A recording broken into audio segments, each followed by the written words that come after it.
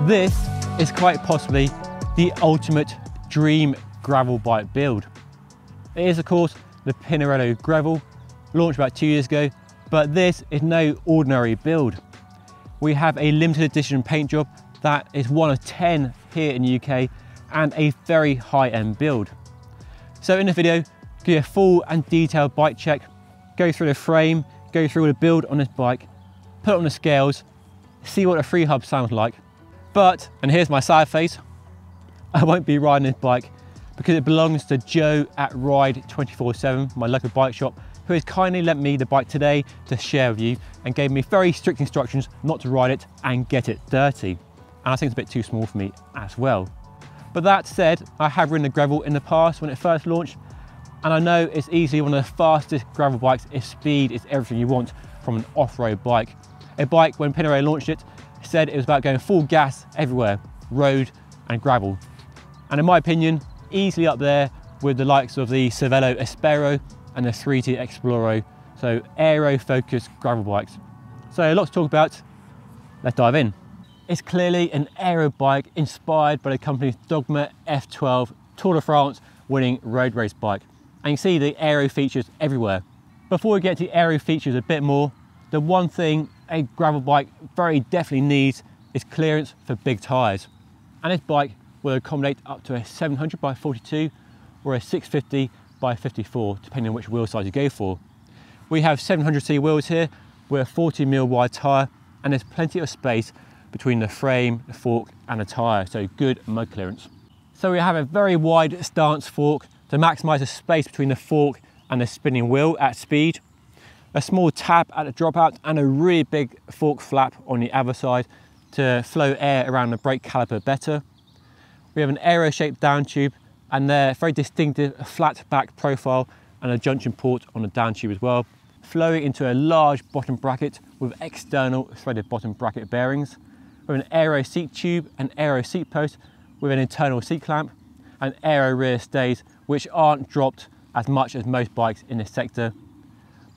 And also their very unique asymmetric frame and fork design, which is designed to deal with the forces from braking and pedaling and prevent the frame and fork twisting in an untoward way. I think it's fair to say the Grevil is a very distinctive looking bike, and you'll either love it or you hate it. And I'm sure you'll let me know down in the comment section how you feel about this bike. But what I do like is the fact it looks different to most other bikes in the market, especially with the aero features going on. And we're seeing many aero bikes all starting to look the same, but this bike does not look the same as anything else on the market at all. So we managed to give it a unique design language with lots of curves, flowing lines. There's not a single straight line on this bike at all. If you had a ruler, you wouldn't find a straight line at all. You need a French curve or something to design this bike. So yeah, very, very distinctive, very Italian, I think it's fair to say. So a nice looking bike. And then we have a very limited edition paint job called Asteroid White, which apparently is one of 10 here in the UK. And I think the white works really well on this bike with the black rims and tyres and black finishing kit, matching white seat posts as well. A really smart looking bike, but do let me know what you think of it down in the comment section below. A few other details to draw your attention to. We've got 3 axles, flat mount disc brakes, internal cable and hose routing, the external threaded bottom bracket I already mentioned, and the internal seat clamp. Now this bike is so focused on speed and going as fast as possible that it isn't the most versatile bike in the world. I can only see a 3rd bottle cage mount on the bottom of the down tube. So no mud guards, no top tube mounts. It isn't the most versatile bike if you want to go bike packing and load it up with bags and accessories.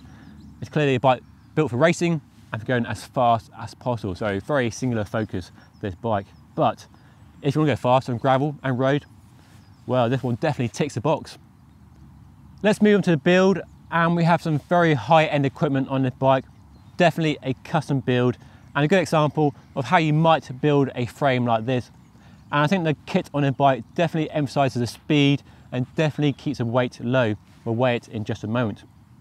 So we have a SRAM red E-tap access group set with wire shifting, hydraulic disc brakes, a 40-tooth chainring on the front and a 1033 set on the back, and a very distinctive flat top chain. And I think it's probably the first time I've seen this setup on a bike. Most usually you get the Eagle rear mech and massive 1050 cassette called a mullet setup, but it's definitely a speed focused, kind of road, fast gravel orientated build.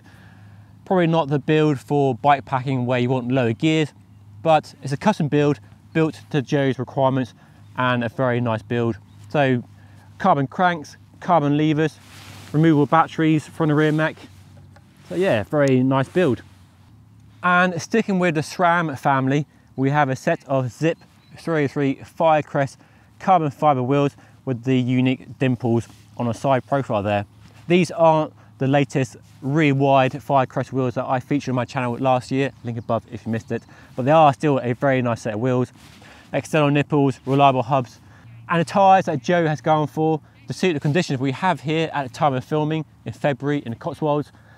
A set of very aggressive treaded Schwalbe G1 ultra bike tyres in a 40mm width, and they are tubeless as well.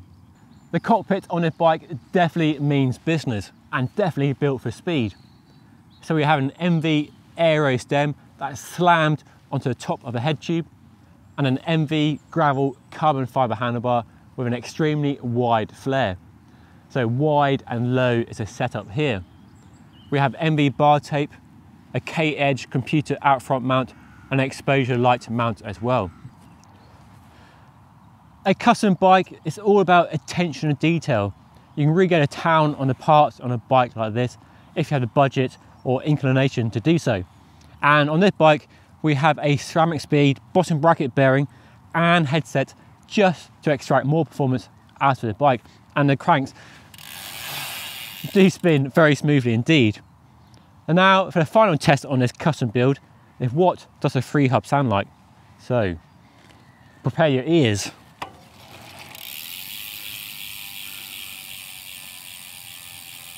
It's fairly loud free hub, not the loudest. Fairly smooth sounding actually. So there we go. So it's very clearly a high-end custom build to meet the riding that Joe does. When it comes to price, well, the frame set here in the UK retails for £2,500, and the whole build, well, I don't actually know, to be honest, and we're still working out the build for this bike.